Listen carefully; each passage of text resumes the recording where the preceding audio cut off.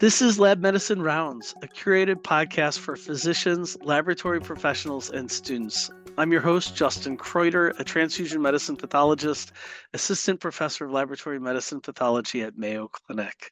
Today, we're rounding with Dr. Erinn Downs, a professor of laboratory medicine and pathology and anatomic pathology at Mayo Clinic in Arizona, to guide us through the world of benign mimics of malignant breast pathology.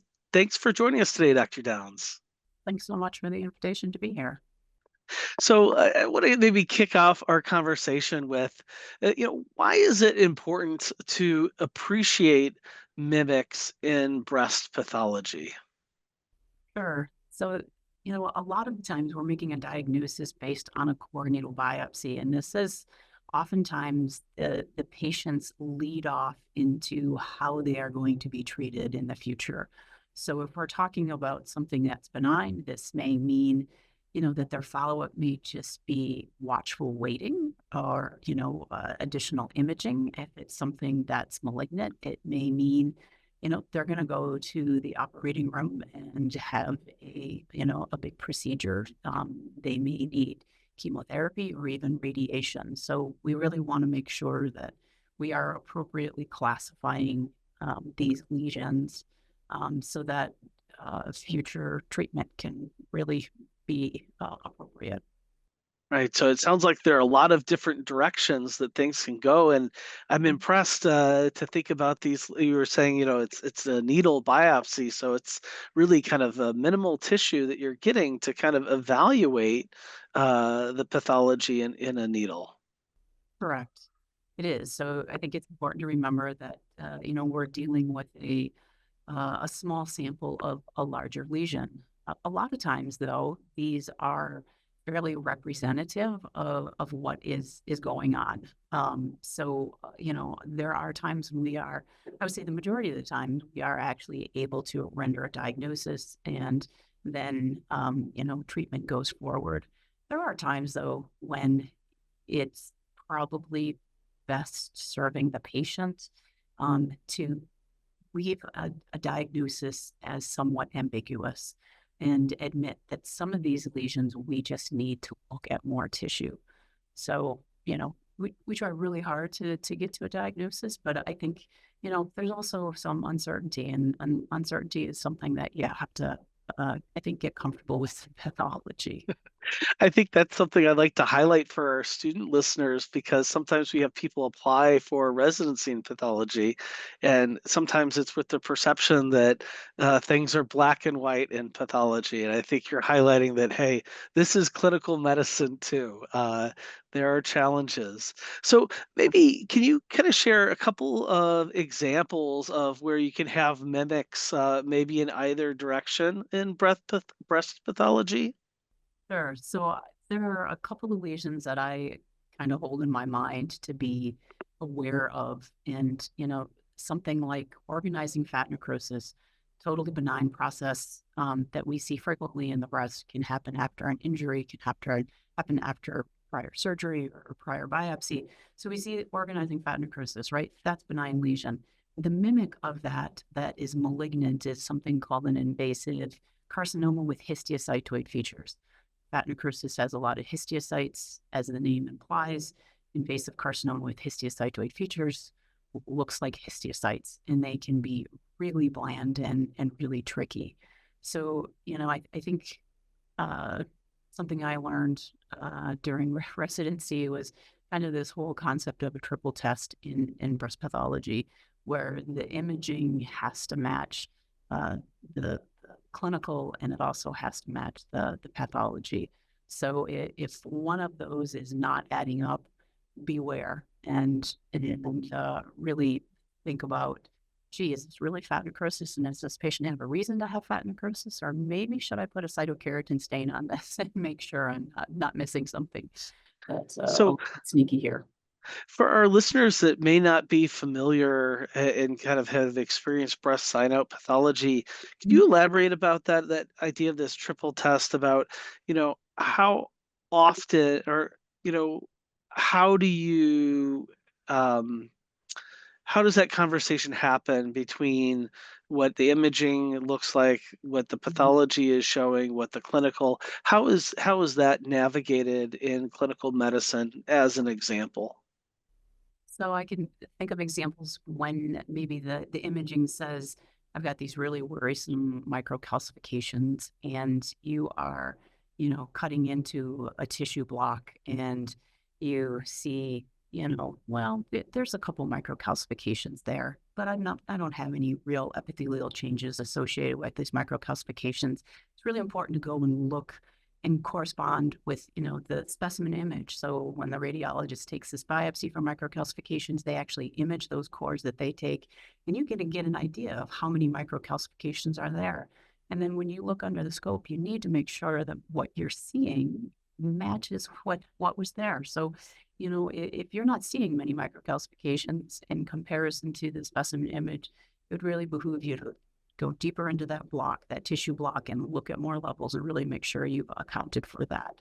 So that's an example of using, data that's in Epic that we know about the imaging to guide what we're doing. Sometimes it's a conversation with the radiologist too that says, how concerned are you about this lesion? Did this lesion maybe dissipate after you took a core needle of it? Maybe that's a cyst. That information would be good to know before we really level into a block and chase something that maybe isn't there versus, them saying, oh, I'm really worried about this. And we cut levels and we're just not seeing what can account for that mass lesion. And I think, then they reconcile that and say maybe our biopsy really didn't sample what we wanted it to. I see. So it's a nice way to verify that we got Mhm. this needle. Is this representative of the lesion that we're going for? Or, maybe we missed it or we need to take a different approach to it. I see. How do you navigate that in terms of kind of training, like thinking back to your own training in this and kind of doing this comparison and understanding what can account for, we have the lesion. What is that experience? I guess what I'm getting at is what's the experience of learning how to approach and navigate these kind of challenging waters of mimics? Um, Unfortunately, sometimes it's just time. Time. It's time at the microscope. I can remember when I was a resident, and I was almost near the end of my residency, and I was going to do a breast fellowship. And I had an attending tell me, you're a pretty good resident, but just so you know, you're not going to be really good until you're about 5 years out. And I was like, oh, well, that's really disappointing to hear. I look back now and I understand what he was getting at, that it is time in the saddle and it is time dealing with different situations that arise. And the longer you do this, just the more you are cognizant of the different things that you're gonna run across. So, in training you hear a lot about them. And then I think it's maybe not until you are actually faced with working one of these lesions up that everything starts to fall into place and you begin to learn to work through these a bit more. Hmm.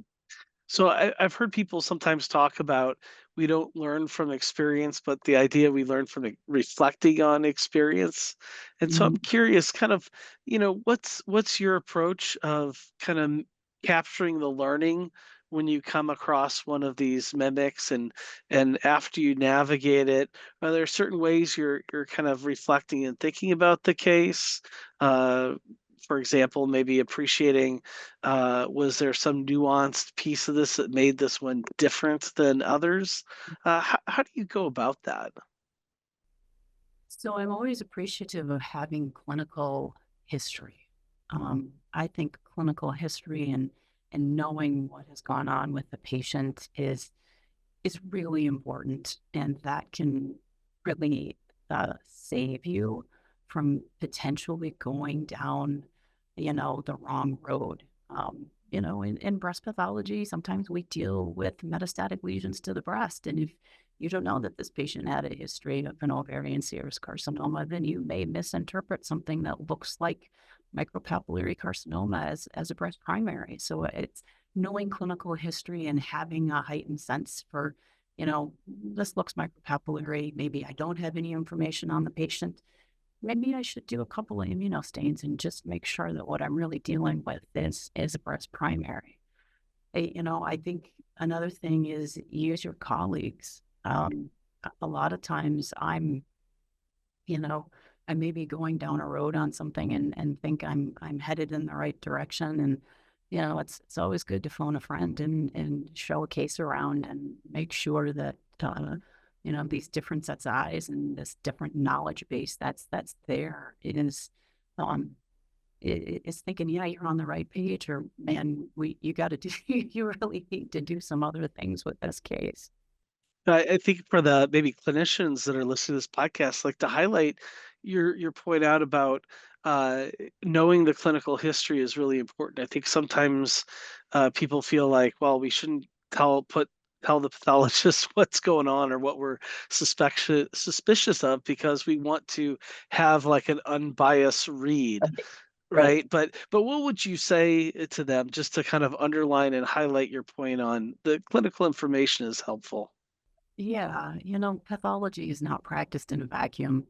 And that information is so important, um, to know that the history. And um, do you run a risk that it biases you? Sure, you do, but you also owe it to the patient and to yourself to incorporate that information, not let it bias you, and then prove to yourself what's happening and what's going on, and using the medical history to help you, not bias you, but to bolster your diagnosis. Along those lines, I wonder, thinking about another segment of our audience, maybe the young professionals, in those first 5 years out in practice. Um, what are your thoughts on, you mentioned showing the case to colleagues, Mhm. and, you know, what are some best practices on how you go about showing a case to a colleague? Um, what's a way that you can do that that kind of respects their time, kind of highlights, what issue that you see or question that you have? What does that look like when you ask a colleague for help? Sure. I think, I'm lucky. I have wonderful colleagues that their doors are always open, and I can just walk in their office and say, "Hey, can you look at this case?" That always, not everybody's going to be in that same situation. And I think it's important to also know that, a lot of people are busy. So i- if it's reaching out and saying, "Hey, I have a case I'm struggling with. Can we make a time to sit down together and look at this?"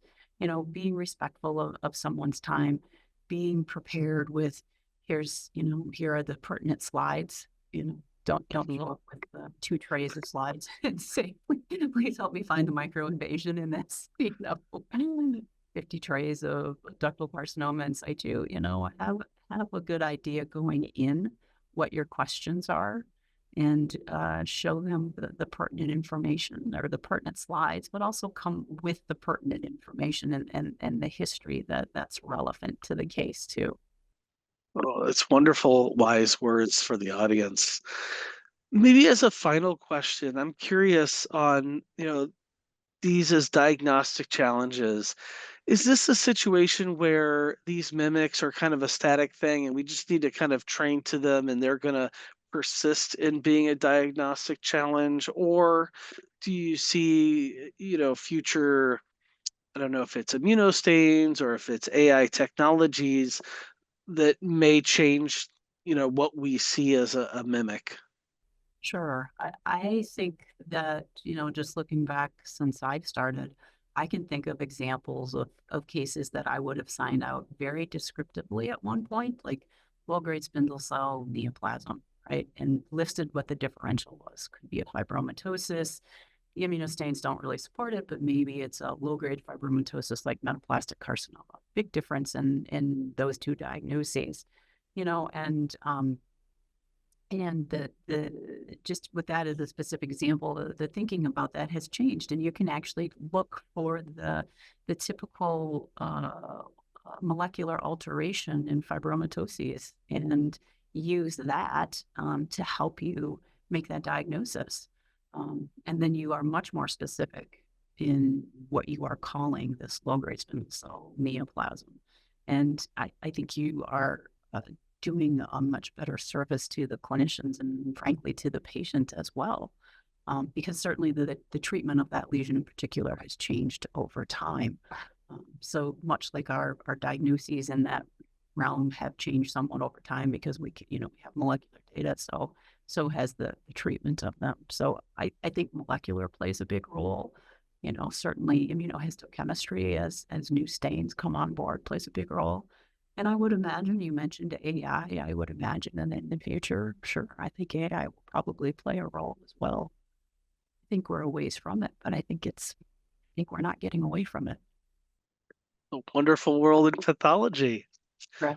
We've been routing with Dr. Downs talking about benign mimics and malignant breast pathology. I really appreciate you taking the time to talk with us today, Dr. Downs. Thank you so much for letting me be here.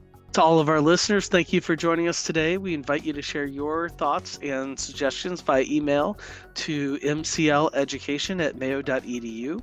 If you've enjoyed this podcast, please subscribe. And until our next rounds together, we encourage you to connect lab medicine and the clinical practice through educational conversations.